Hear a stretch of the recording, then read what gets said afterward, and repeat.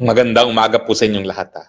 Medyo maaga po ngayon ang ating spokes hour kasi maya-maya meron po akong appointment sa dentista, no? At hindi natin magagawa ang spokes hour doon sa nakaugalian nating oras na 12:00 dito sa Daig, mga 6:00 diyan sa Pilipinas. Pero sabi ko mabuting mas maaga kaysa hindi tayo makaroon ng spokes hour. At saka syempre, abay, nagulantangan lahat dito sa napakalaking balita na yung diwata, si General Torre na Chief PNP, ay sinibak sa pwesto. Now, alam niyo po itong si Diwata Torre, either you love him or you hate him.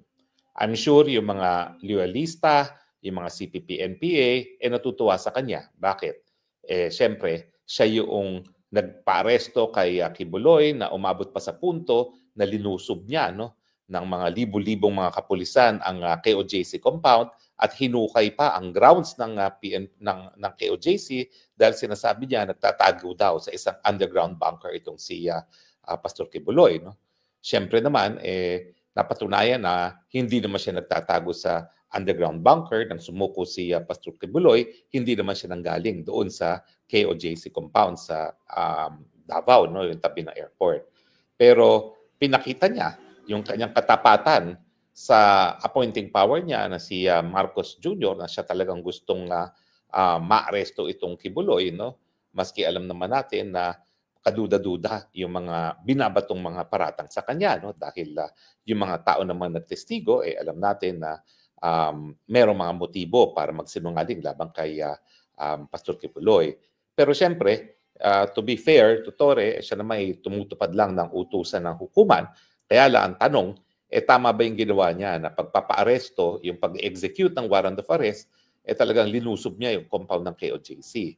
Dahil ang nakasaad lang sa ating rules of court, po pwede kang kumatok at kung ikaw ay hindi papasukin, tsaka mo lang po pwedeng buksan ng sapilitan yung pintuan, at dapat nakita ng police officer na nandun nga yung tao na dapat arestuhin. Pero ang ginawa ni Torre, wala siyang pakialam. Linusob niya yung KOJC compound, nagdala ng mga maghuhukay, at sinabi niya na doon sa kanilang mga equipment na nakaka-detect ng heartbeat, nasa underground location itong Pastor Kibuloy na hindi nga napatunayan. So sa marami, si Torre talagang pinalakpakan ng mga loyalista, ng mga dilawan at mga CPP-NPA dahil talagang feel niya yung pagpapatupad doon sa pagpapaaresto sa kalaban ng mga Duterte.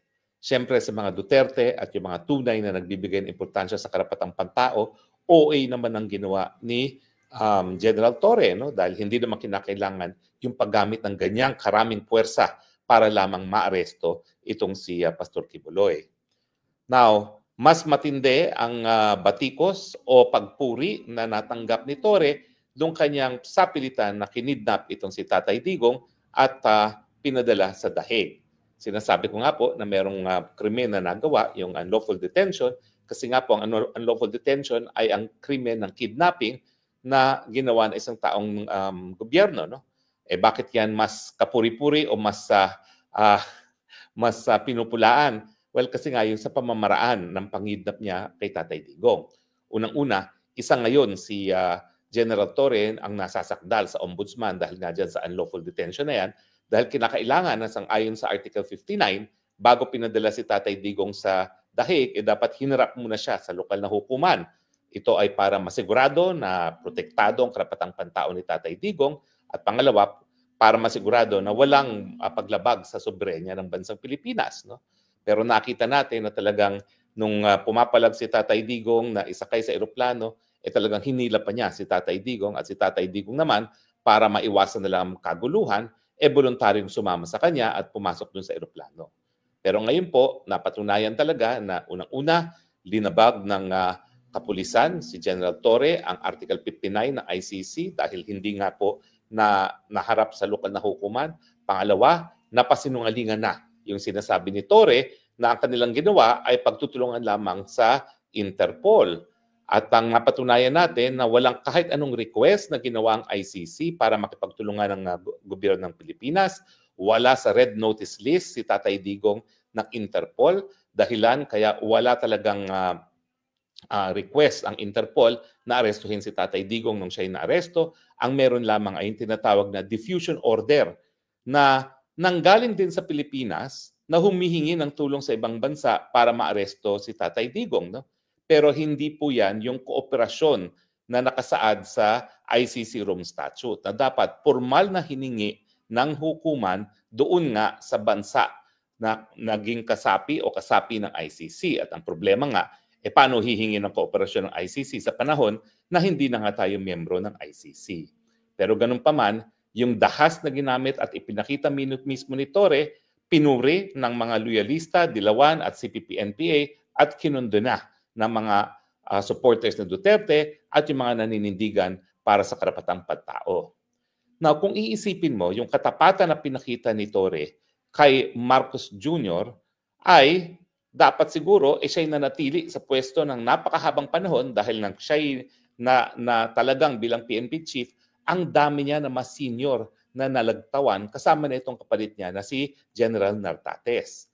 Isa rin ito sa dahilan kung bakit sa hanay ng PNP merong demoralization kasi nga inaasahan nila na ang promotion ay magiging sang-ayon sa seniority at sa experience at sa merit. Pero maaga kasing napakita ni Torre ang kanyang katapatan kay Marcos, kaya naman siya pinagkatulaan ni Marcos para maging chief PNP. At siya puwerda kung anong maging damdamin ng mga kapulisan. But again, in fairness, hindi naman yan ang kauna-unahang pagkakataon na mayroong isang na talagang chief PNP na linagtawa ng mas maraming mga seniors pa. No? Si General Bato, nakaalyado rin ni Presidente Duterte, ay na talaga bilang PNP chief na ang dami rin nalaktawan. No? So talaga namang appointment ng PNP chief, yan ay discretion ng Presidente. Kaya nga lang, nagre-resulta o nagbubuo ng resentment sa hanay ng PNP dahil kapag meron kang nalagtawan, siyempre, meron kang mga nasaktan na damdamin ng mga senior officers din dahil ang mga nalagtawan nga, mas senior pa dun sa natalaga. Ganun pa man, sinibak sa pwesto si General Torre. Now, bagamat tikom ang Malacanang sa mga kadahilanan kung bakit siya nasibak, meron naman tayong mga sinyales na minamumuong krisis sa PNP. Unang-una kasi, itong si General Nartates ay senior, respected, PMA graduate. Now, itong si General Torre, siya ang kauna-unahang graduate ng PNPA, yung Philippine National Police Academy, na talagang chief PNP. Pero itong si General Nartates ay kabahagi ng batch 92 ng PMA na kung hindi ako nagkakamali, ito na ang huling batch ng PMA na po pwedeng sumali sa PNP. Ibig sabihin, pagkatapos ng batch ni General Nartates, lahat na ng mga magiging general ay graduate na ng PNPA dahil nagkaroon nga ng punto na ginawa nilang civilian talaga ang kapulisan at dapat ang lahat ng mga papasok sa PNP ay mag-graduate sa PNPA. Pero hindi lang siya senior at hindi lang siya taga-PMA, itong si General Nartates. Si General Nartates hinahangaan din sa hanay ng kapulisan.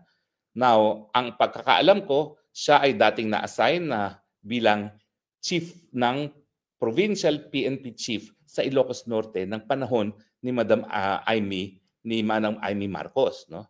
At yan ang dahilan kung bakit sa tingin ng marami, hindi siya na talagang mas maaga bilang isang PNP chief dahil siya ay malapit nga kay Amy Marcos.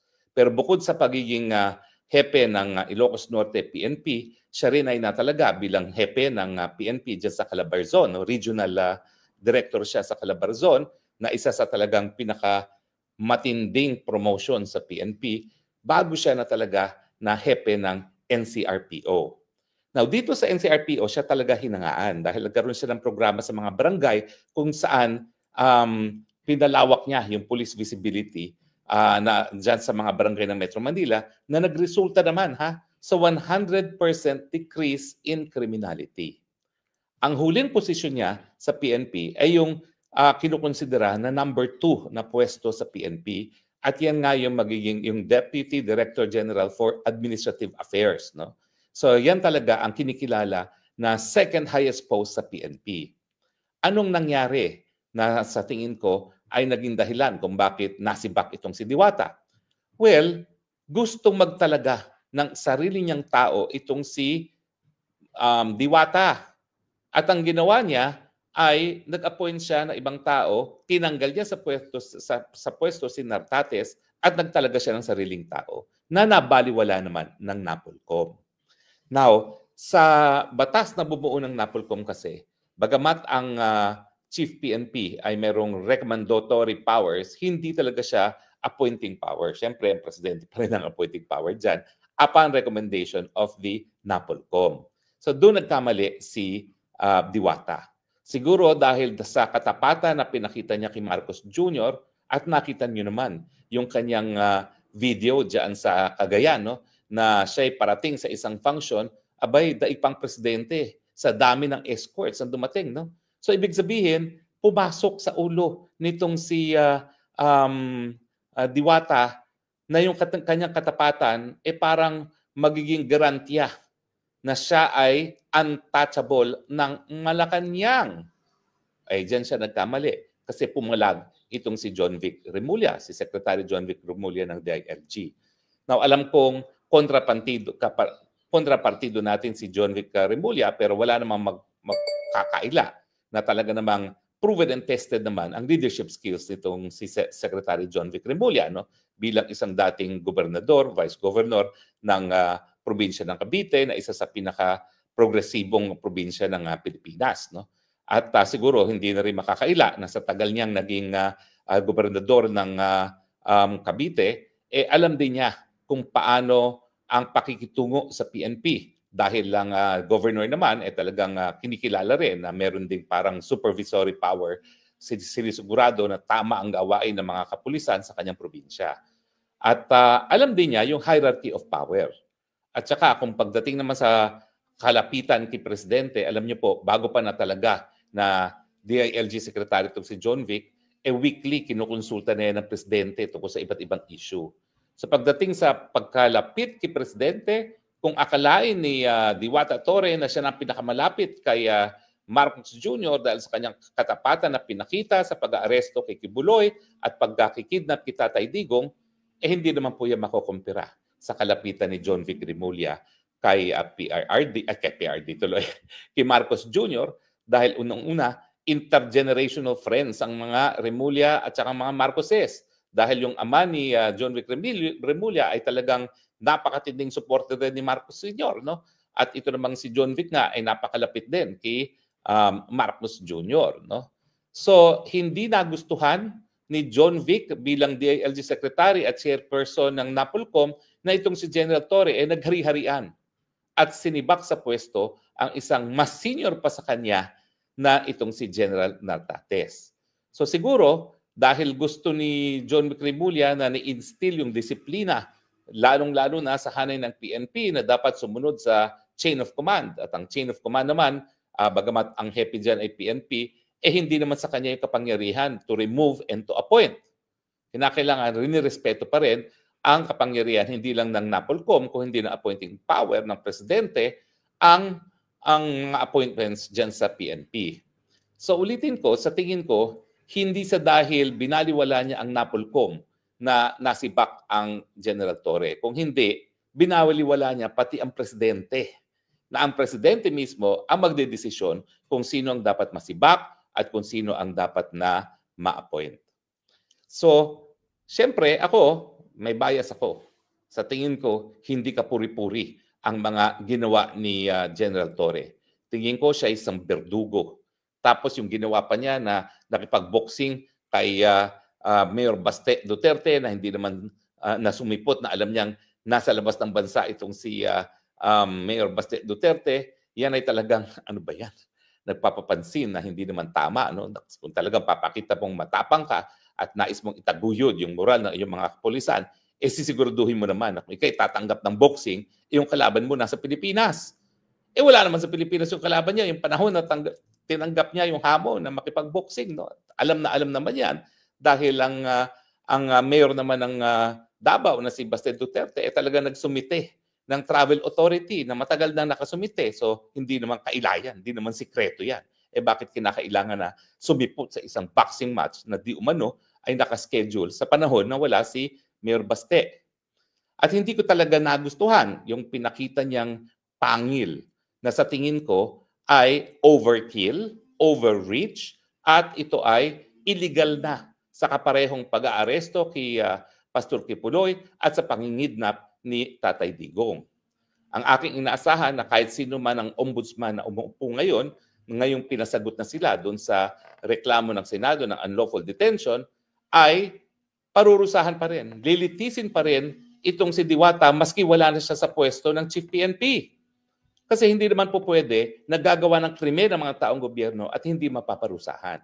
Sa tingin ko, importanteng magsilbing halimbawa itong nangyari kay Tatay Digong sa mga taong gobyerno na bagamat sila ay nakaluklok sa pinakamataas na pwesto sa gobyerno, hindi po pwedeng maging lasing sa kapangyarihan at kinakailangan tumupad pa rin at maging tapat sa saligang batas at sa ating mga batas.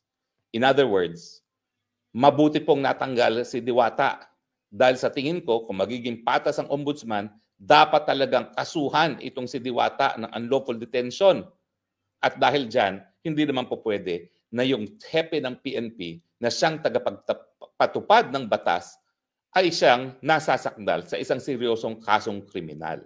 Dahil ang kidnapping na ang mga gumawa ay taong gobyerno ay isang capital offense.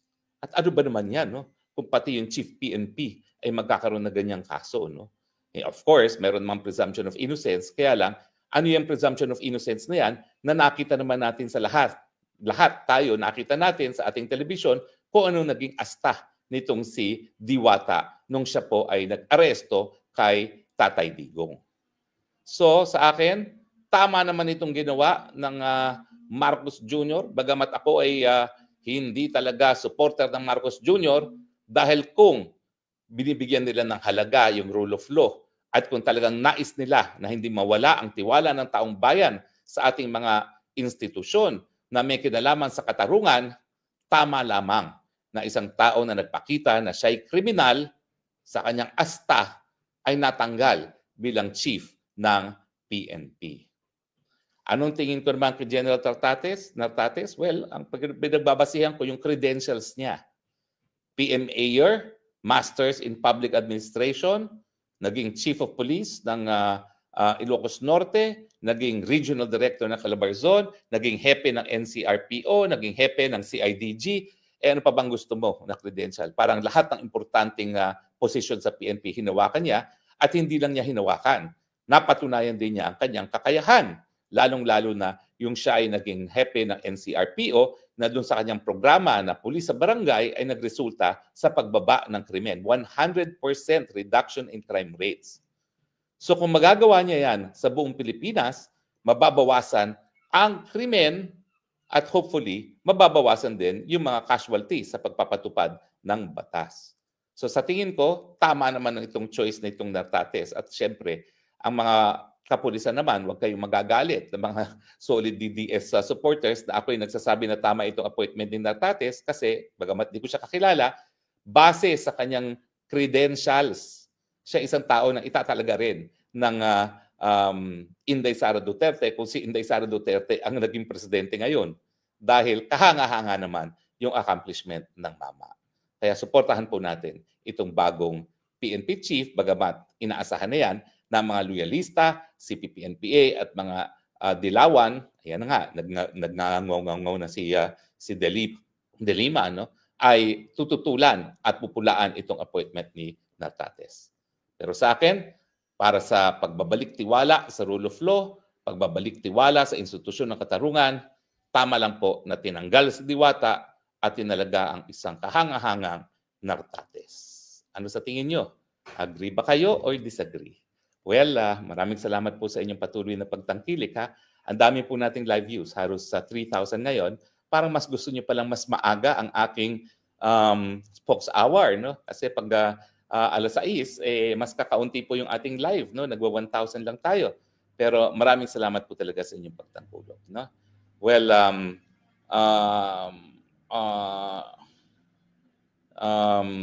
ang may nagsasabi rito na inilipat lang daw sa posisyon si Si Diwata, well, wala pong kaduda-duda, bibigyan po yan ng ibang posisyon. Siguro itatalaga yan as ambassador or tatalaga yan as undersecretary or something like that. No?